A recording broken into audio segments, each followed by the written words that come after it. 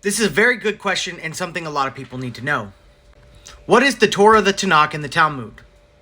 And how does it relate to being a Torah observant Christian? First, let's go over the Torah. It's Genesis to Deuteronomy, found in any standard Bible.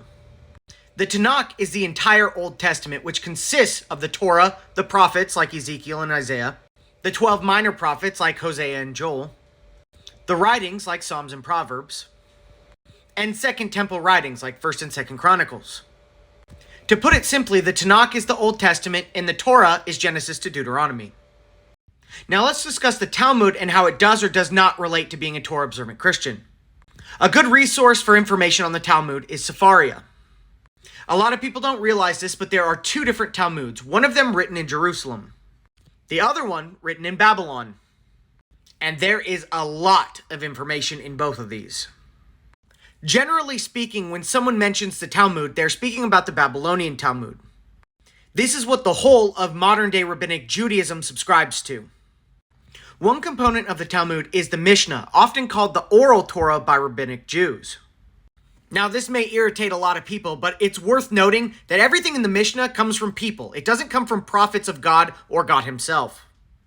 And the Midrashes discuss this.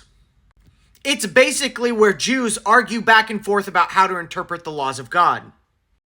And then when they come to some form of agreement, they build a fence around the laws in the Torah. A good example of this is Tefillin. In Deuteronomy 6:5, God tells us to love him and follow his commandments. He tells us that we should bind them as a sign on our hands and they shall be as frontlets between our eyes. Most people take this to mean study it so it's on your mind and do them with your hands.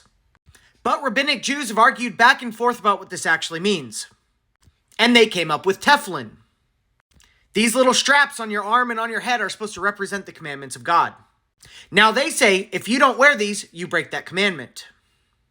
This is not what God said, but this is what they teach as commandments of God.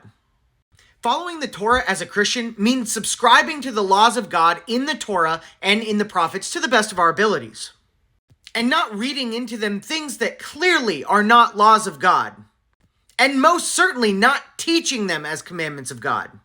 Because in fact, this is adding to the word of God, which we are not supposed to do.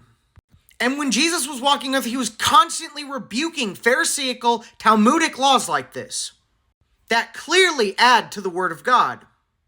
One such instance of this can be found in Matthew 15. For the sake of your traditions, you have made void of the word of God, you hypocrites. Didn't Isaiah prophesy about you, saying, in vain do they worship me, teaching as doctrines the commandments of men?